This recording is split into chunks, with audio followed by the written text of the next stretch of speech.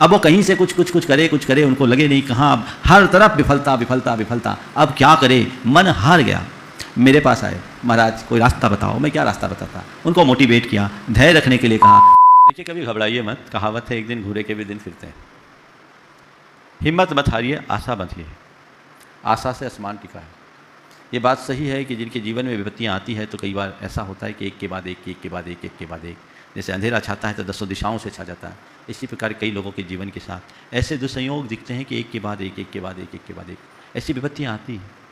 लेकिन आप घबराइए मत, इन्हें कर्मोदय मान करके स्वीकार कीजिए, सहज भाव से स्वीकार कीजिए। मेरे कर्म का उदय है, ये विपत्तियाँ झेलना है, लेकिन ये कम है क्या कि मैं इनके बीच जीवित हूँ और अपने जीवन का निर्वाह कर रहा हूँ। आप अपने आप को मजबूत बनाइए और ये सोचिए ये पाप का उदय है, समय पलटेगा, आज नहीं कल सब ठीक हो जाएगा। और जो कुछ है ये ऊपर है, इस विपत्ति से मैं घबराऊँ तो इस जीव ने तो चतुर्गति के संसार में न जाने कितने बड़े बड़े दुख और विपत्तियाँ भोगी है, उसके आगे तो बहुत थोड़ी है। दूसरी बात, जो विपत्ति आपको अपनी विपत्ति लगती है, जो दुख आपको अपना दुख लगता है, थोड़ा अपने से नीचे वाले को देखो तो पाओगे कि उनकी तुलना में तो मैं बहुत सुखी हूँ। मेरे से भी ज़्यादा दुखी, मेरे से भी ज़्यादा विफल, मेरे से भी ज़्यादा परेशान लोग इस संसार में हैं। मेरे पास अंधेरा है पर मुझसे घना अंधेरा भी कहीं और है। ये आपके मन को ठाड़स देगा।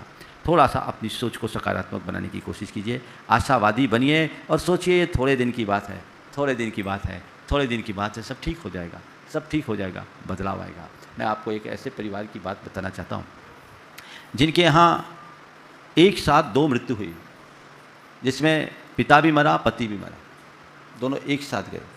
अच्छा खासा कारोबार था। दोनों घर के प्रमुख पुरुषों के चले जाने के बाद धीरे धीरे कई लोगों की नीयत खराब हुई और घर को, परिवार को घोर आर्थिक संकट का सामना भी करना पड़ा। बड़ा आर्थिक संकट आया। अब उससे उनका अच्छा खासा चलता हुआ व्यापार भी बंद हो गया। 2 बेटा 1 बेटी थी।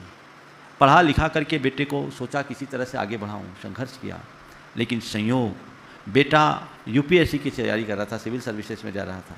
सिविल सर्विसेज में गया, प्री और मेंस दे दिया, लेकिन इंटरव्यू में सिलेक्शन नहीं हुआ, वो सिलेक्ट नहीं हो पाया। इसके बाद वो ट्यूशन व्यूशन करा करके, कोचिंग करके कुछ पैसा कमाने लगा। उसकी सगाई हुई, सगाई भी टूट गई, सगाई टूट गई। अब वो कहीं से कुछ करे, उनको लगे नहीं कहाँ, अब हर तरफ विफलता विफलता विफलता। अब क्या करे, मन हार गया। मेरे पास आए, महाराज कोई रास्ता बताओ। मैं क्या रास्ता बताता, उनको मोटिवेट किया, धैर्य रखने के लिए कहा, भैया थोड़ी शांति रखो, धैर्य रखो, काम करो, कोई दिक्कत नहीं है, सब ठीक हो जाएगा। इसी बीच उसका एक मित्र था जो जर्मनी में था, उसने अपनी एक कंपनी खोली।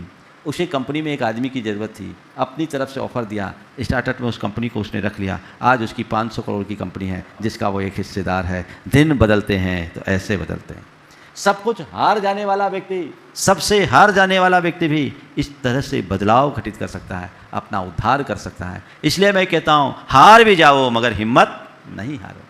जब समय आएगा बदलाव होगा। आप थोड़ी दृष्टि दौड़ाओ, बहुत सारे ऐसे लोग मिलेंगे जिनके जीवन में घोर संघर्षों की कहानी अंकित होगी, लेकिन जिनने संघर्ष किया है उनके ही जीवन में हर्ष प्रकटा है। आज वो मजबूत स्थिति में है, बढ़िया स्थिति में है। आपके साथ भी ऐसा होगा। मेरी सद्भावना है, आशीर्वाद है, आपके दिन अच्छे आए। लेकिन जब अच्छे दिन आए तो आए, आज जो दिन है इसे अच्छे से जियो।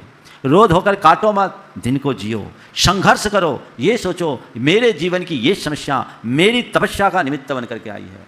प्रकृति ने मेरे लिए यही निश्चित किया है, मुझे इस तरह से ही अपने जीवन को जीना और आगे बढ़ाना है। ऐसा सोच करके आप काम करेंगे तो जीवन में निश्चित सफलीभूत होंगे। कभी कभी मन हताश नहीं होगा।